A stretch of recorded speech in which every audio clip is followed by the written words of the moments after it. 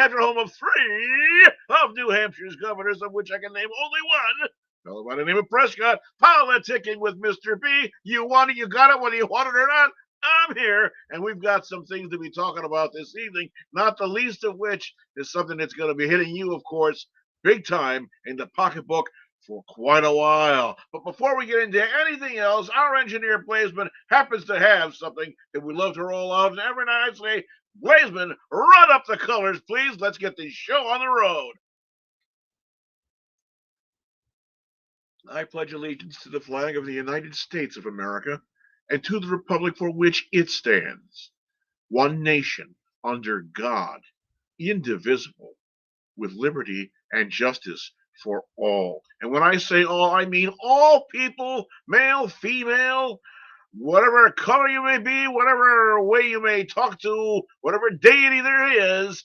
That's it. That's the way it is. All the people that are here is what America was founded for and why it lives.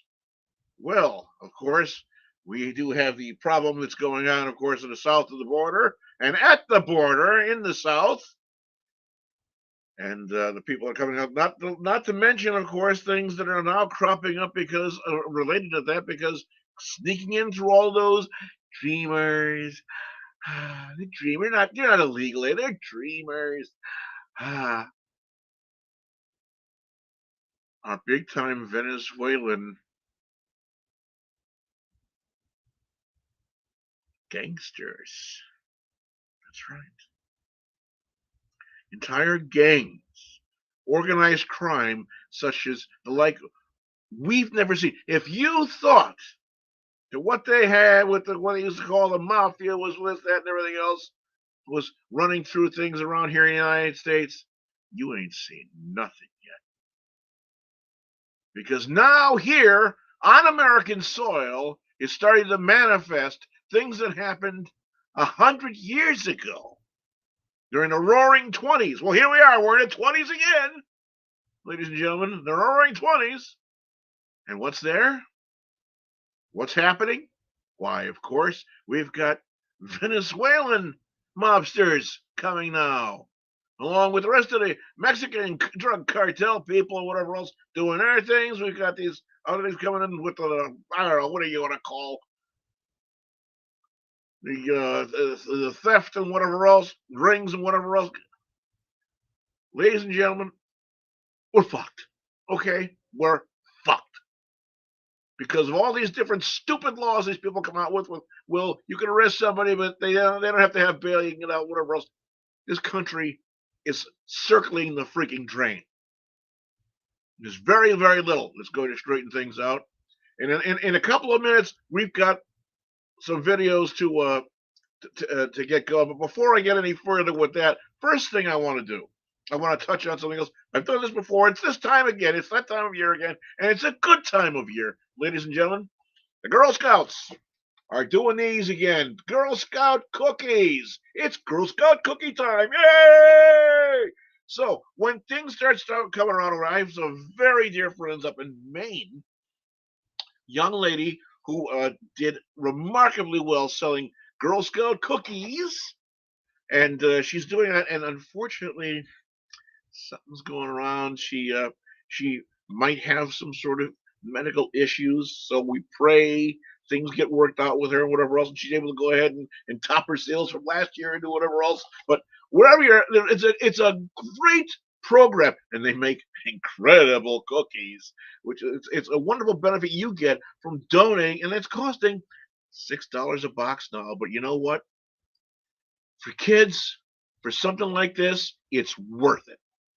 You'll see them out in front of stores, grocery stores, or maybe at Walmart's or this, I don't know what else, wherever they get a permission to do it, selling Girl Scout cookies. Please, if you can do it, give up one of your Flopalata Chata coffees for a day and buy a box of cookies and help kids out for something that works wonders. So things that will help keep kids out of the cartels, off of drugs, off of the streets, and away from crime. Girl Scouts, great thing. I can't talk enough about them. Well, now having been said about things going on with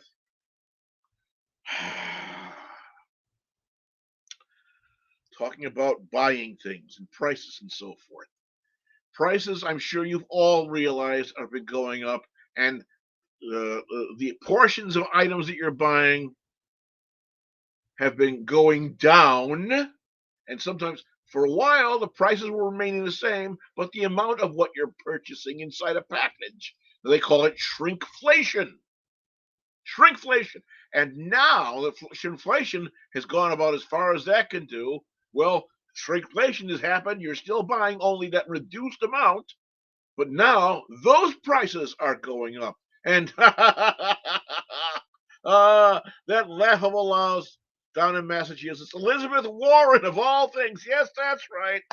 Elizabeth Warren, Massachusetts answer to, I don't know, I'll get to that in a minute, but she says that, well, shrinkflation is the reason why the prices are going up, and it has nothing to do with Joe Biden and his failed economics things or whatever else. So let me show you.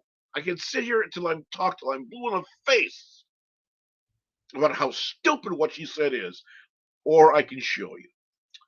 How many of you like to go out sometime every once in a while? You remember to go someplace and get a soda or an ice cream or whatever it is. You go to a place like create Mr. Smithers Soda Shop.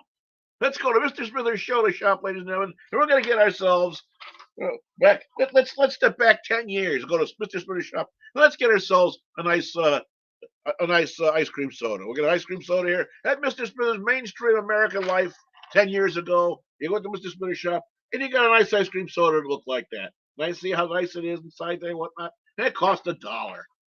Well, with all things that's been going on with this Bidenomics and this thing and that thing and whatever else, which driving prices up, we had incredible amounts of fossil fuels that were at our fingertips here in the United States of America, and Joe Biden and his administration shut it down, causing us to go out and buy from outside sources and import again, causing prices for fuel, for transportation, and electric generation, and for all sorts of things. The prices are going up. And the prices keep going up. And people keep saying, "Oh, geez, it cost me this or that or whatever else to make it. It's costing more. And I got to do something. I don't want to raise the prices on the people because they're having a tough time already. So tell you what we'll do. We'll still charge them just $1 for it. We'll give them a little bit less. So now Mr. Smithers' store doesn't give you a nice glass of ice cream soda like this. Now it gives you something. It's a little bit less. Same size glass, but like this. And you might have noticed this with if you go into the grocery store and suddenly that carton of orange juice, if you feel it, it feels more narrow. And then you look at the numbers on the bottom, it tells you, oh no, it used to be this amount, now it's only that amount. But it's still charging the same thing. So now Mr. Smithers is giving you the ice cream soda, but it only has this much in it. Oh, but it's only still $1. Don't worry about it. Don't worry about it. It's only still $1, but you're only getting this much. But don't worry about it. Don't worry about it. And the consumer prices continue to rise because wholesale costs of production and so forth continue to rise. And why?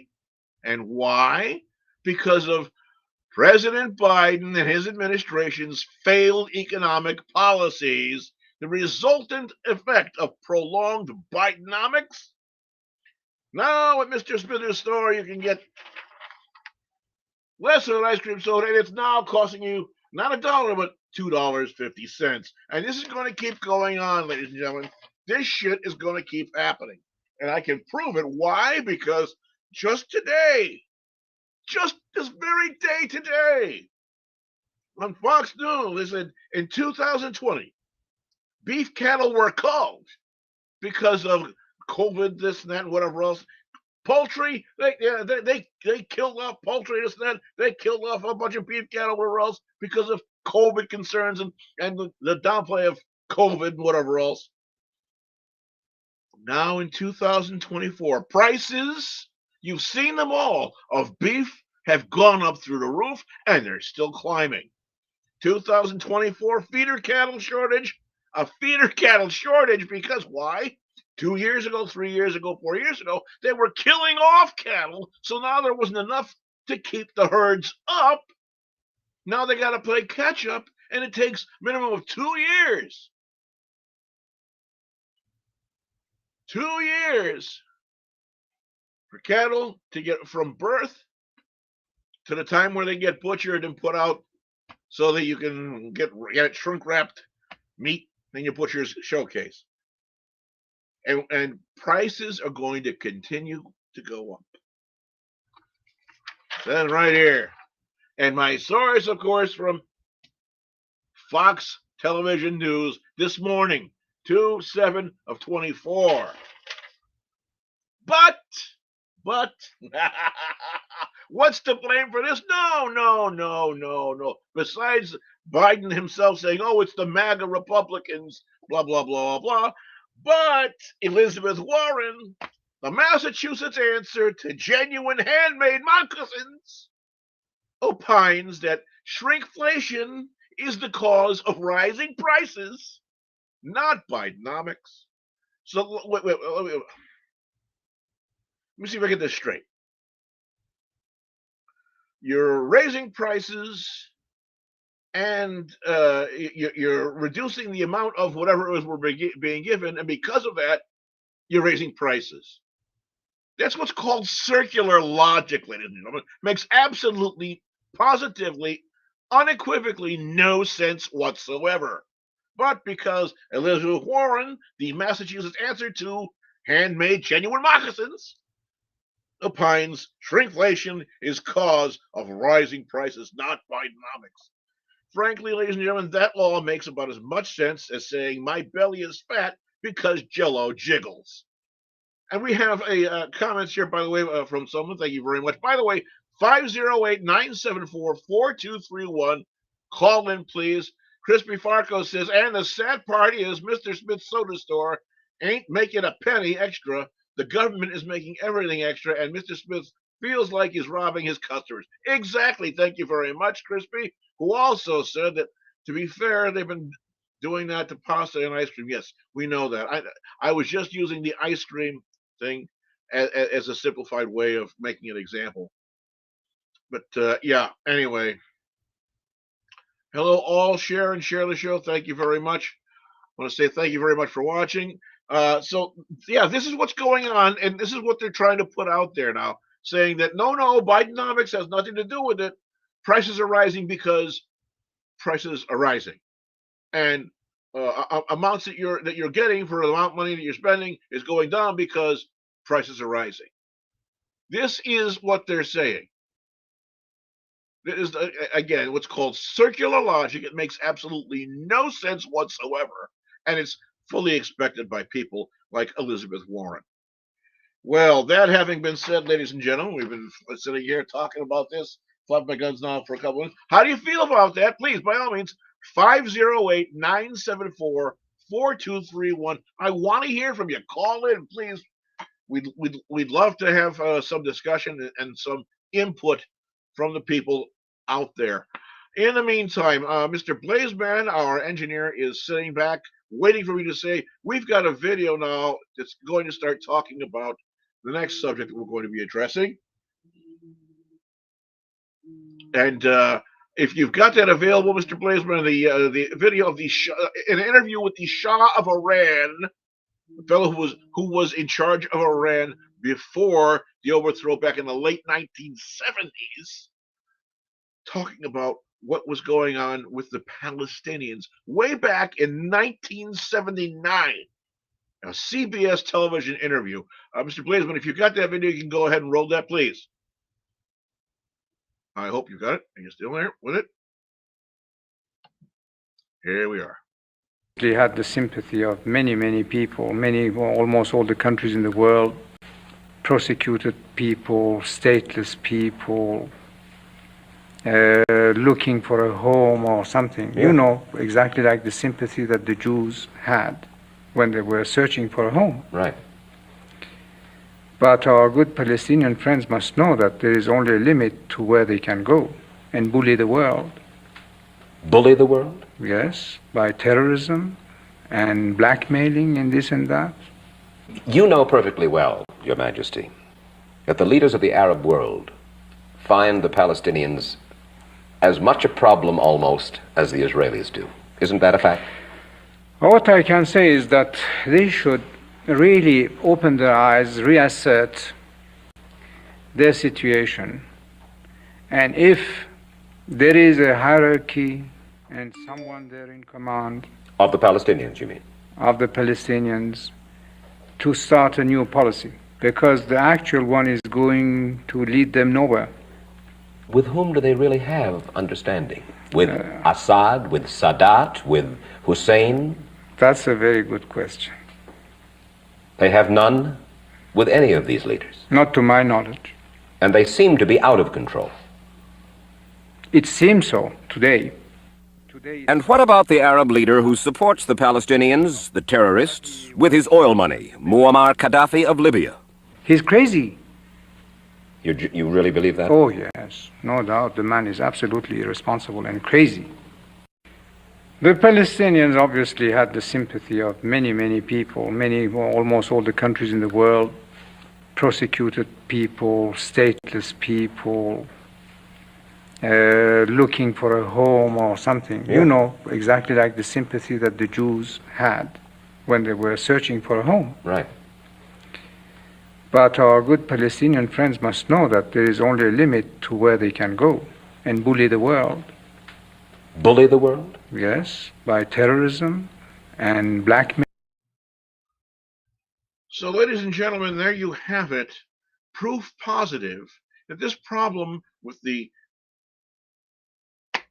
difficulties with people in Palestine has existed in the current world for a lot longer than just a few days or a few weeks or whatever else. This is something that has been going on specifically with extremist forms of people from the Palestine community for a very, very, very long time. And as stated, even peoples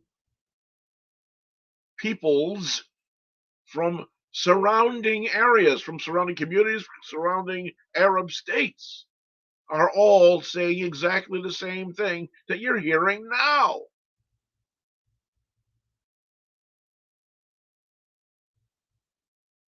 These people that are of the mind to do what they're doing have been there, and they have been doing this for a very long time. They're not going to stop. They're not. They're certainly not going to stop doing what they're, so they need to be stopped. Ergo, what is going on now with Israel? Remember, as Benjamin Netanyahu, the Prime Minister of Israel, said on October the 8th, you people wanted war, you're going to get the war. They were attacked. The Israeli people were attacked.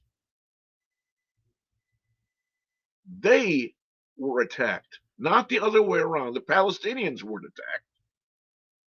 The Israeli people in the area where they were having some big, like Woodstock kind of like festival, whatever else, music and dancing and parties and this and that, whatever else. And the Palestinians, Hamas people, launched an attack, not the other way around. Now, listen to this next video. Again, someone speaking about things that happened and how wars have transpired over all of the years, and compare it to what we've been hearing in the news. Mr. Blaze, when you've got the second video, please go ahead and launch that. Don't get to start a fight, then when you're getting your ass kicked, claim to be a victim. Today marks the 82nd anniversary of Pearl Harbor, where Japan's unprovoked attack on the US killed 2,400 Americans. In response, America entered World War II and launched a massive counteroffensive in Japan. And in that response, there were over 200,000 Japanese civilian deaths. Did the world victimize the Japanese and blame America for their response? In 1939, Nazi Germany invaded Poland, marking the very beginning of World War II. In their invasion and subsequent occupation, Germany killed nearly 3 million Polish civilians. Eventually, the slaughter of the Nazis, which included over 6 million innocent Jewish civilians being murdered from all over Europe, was met with a response by Allied forces that resulted in the death of nearly 2 to 3 million German civilians. Did the world claim that Germans were the victims and blame the United States, the UK, and other Allied forces for their response? And in 1950, North Korea invaded South Korea, killing between 1 to 1.5 million South Koreans, most of which were civilians. A UN-sanctioned military response went hard after North Korea, leading to the 3-year Korean War. And that war led to somewhere between 600,000 to 1 million North Korean civilian deaths. Did anyone in the world protest en masse about the victims in North Korea and blame the South Koreans or the UN for their response? There are numerous other examples in our world's history, but the conclusion is always the same. You don't get to start a fight, then when you're getting your ass kicked, cry about being the victim. What Israel is doing in response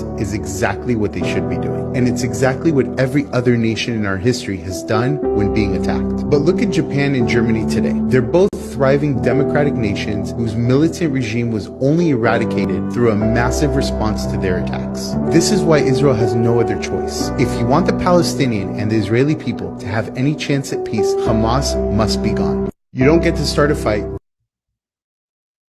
There you go. I mean, I've mentioned it I don't know how many different times, and I've also said, please don't take my word as gospel. Look to it. But this man is speaking, and he's quoting from history. History, recorded history, especially the kind that we have now, all the means of recording things that took place in the 20th century that all cropped up, absolutely, positively, unequivocally clarifies, makes things impossible to refute. None of those situations that were started by someone else, nobody came out and said, "Oh well, you're defending yourself. You're being assholes or this, that, or whatever else." Now we have the situation where Palestinians picked the fight. They launched a hell of a terrible attack. It was brilliantly orchestrated. I'll give that to them. Absolutely. Brilliantly orchestrated. They launched this attack. Israel's responding. And Israel knows that this is going to continue on unless they take care of the problem. The snake is going to continue to bite and to poison and to terrorize unless the head is cut off the snake.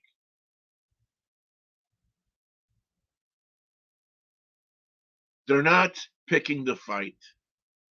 They're not brutalizing deliberately.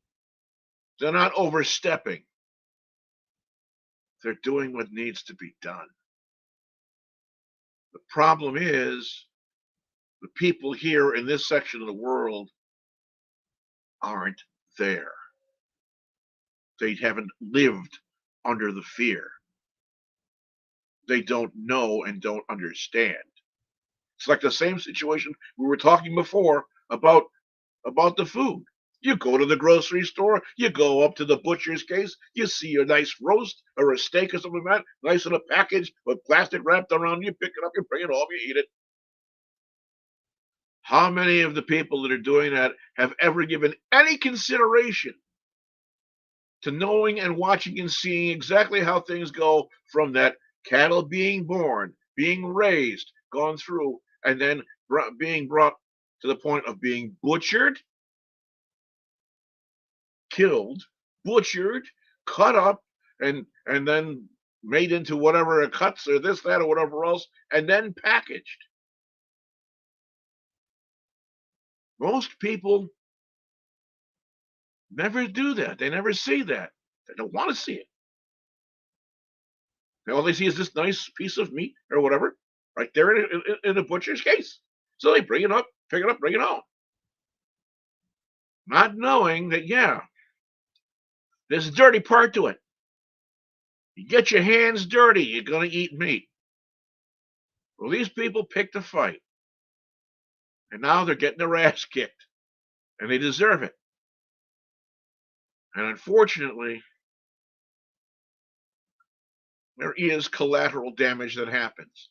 The Israelis are doing everything they possibly can. They are taking incredibly great pains to see to it that people are not unnecessarily being injured or hurt or killed. They're doing everything they possibly can to limit non-combatant casualties. But they do happen. Always in a war situation. We've got another video to see, but before that, we're going to take a break for a little bit. We'll be back in about 3.5, 4 minutes at a time. We've got some great music for you to listen to. It's a great break tune. I hope you enjoy it. And we'll be back. We're going to have another video to watch and some more chit-chat. I'm Mr. B, politicking. When you come back, come on, folks, call in. We want to hear from you. We'll see you soon. Take care.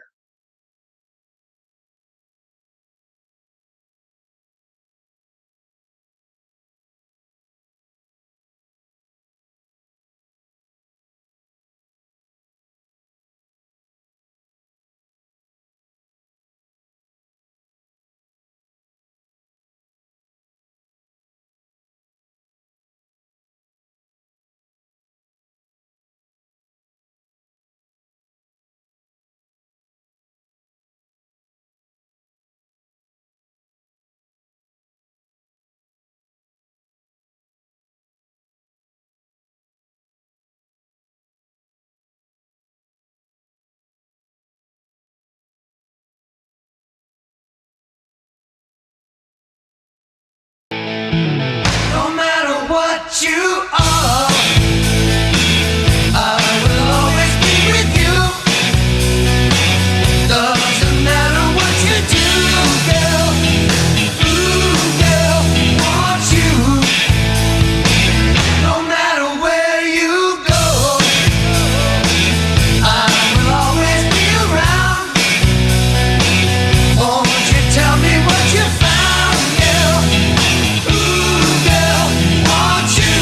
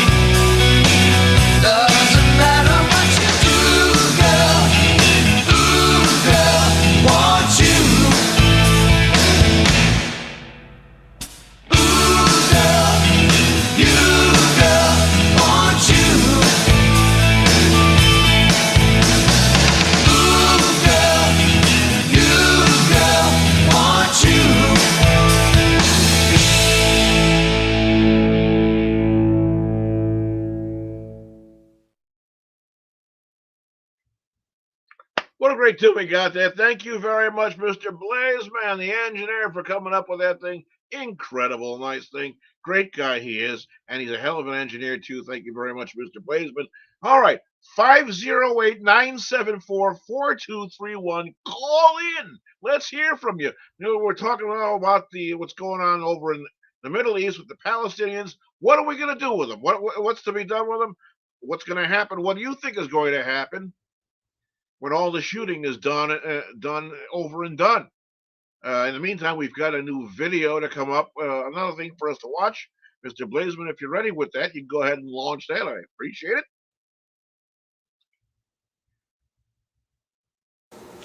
Oh, come on. Come on. Hi, folks. It's your old friend, Mr. B here, and I'm sure an awful lot of people are out there saying, Mr. B, what do you do for fun and excitement when you're waiting for a snowstorm that's going to last 3 days? What do? I get out my good old-fashioned Universal brand made by Landers, Furry, and Clark in New Britain, Connecticut. So many years ago. Actually, this bad boy right here belonged to my grandparents. And I start grinding up meat ends. This one's going to be making ham salad. And this is how the old school boys and girls, how it goes. There wasn't any, the old crank and grunt, put the elbow grease into it. This is how she goes. This is the epitome of what food processors used to be. Spins around, works on a corkscrew sort of kind of motif. I'll give you a shot if I can what it looks like. But this is it. Took your stuff, grind it up. This is what a real food processor really was before they had La Machine or and any other wonderful things like whatever. And that's what that does. Lines that up just like that. And of course we have our friend here, Mr. Joe, who's looking for his, tell you what, here you go, Joe. Look at that, folks. Got a little bit more.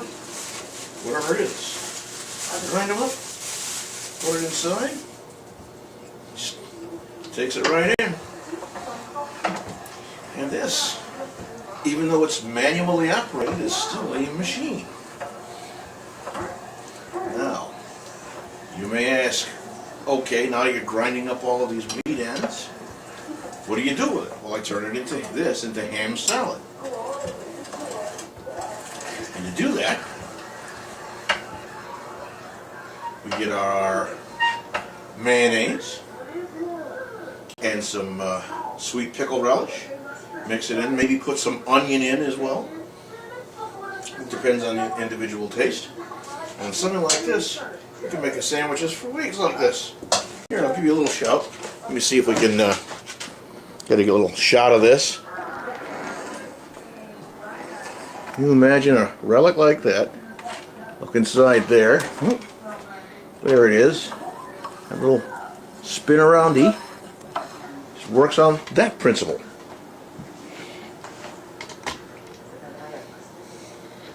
So, thanks for looking. Somebody said they wanted to see something. Okay.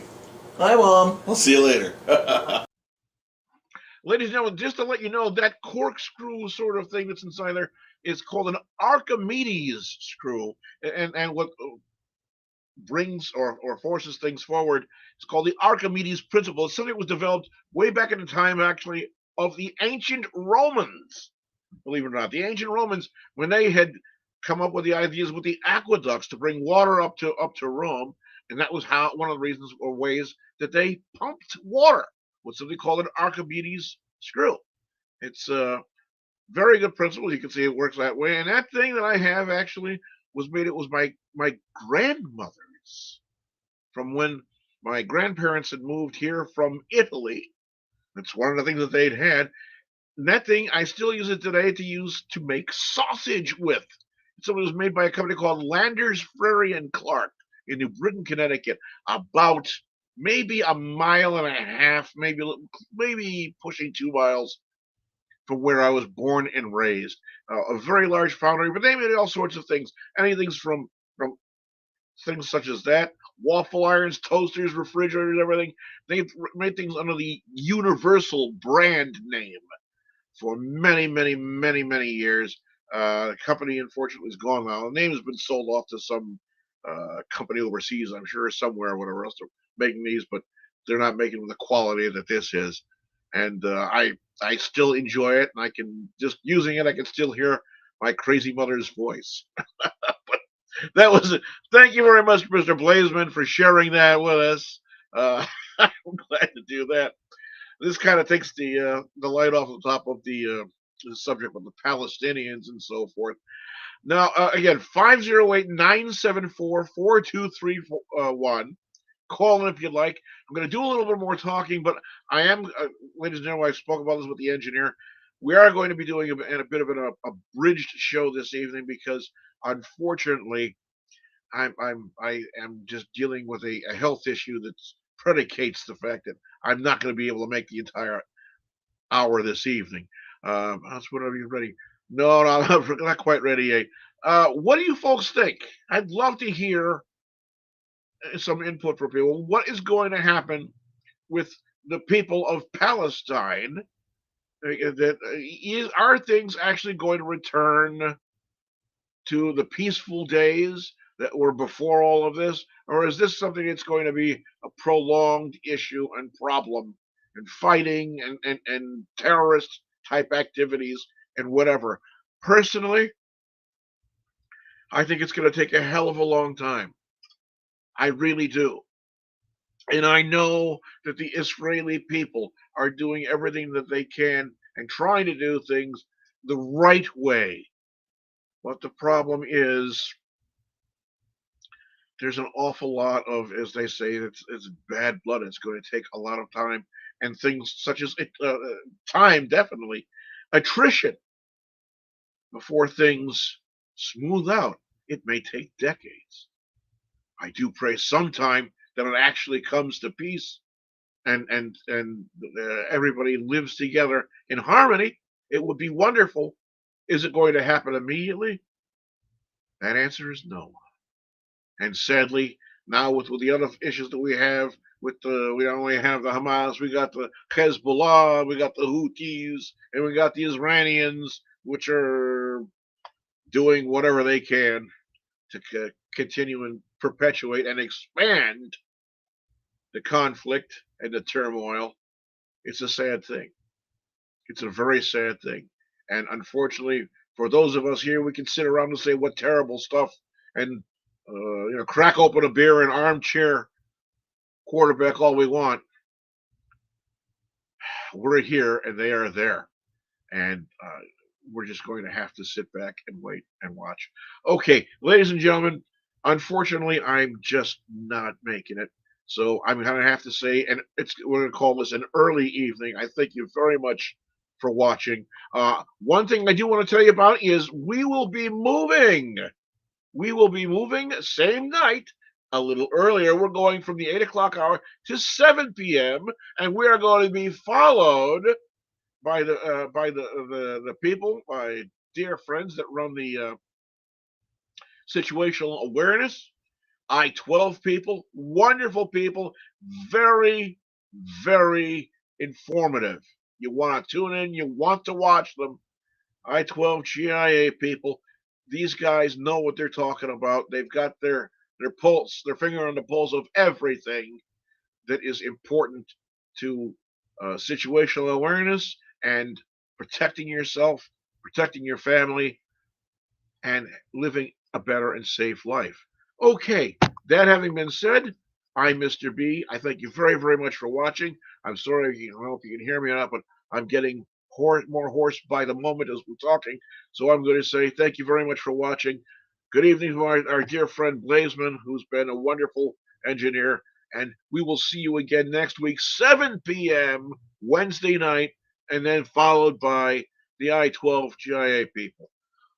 Politicking, Mr. B, thank you very much. We'll see you all again soon.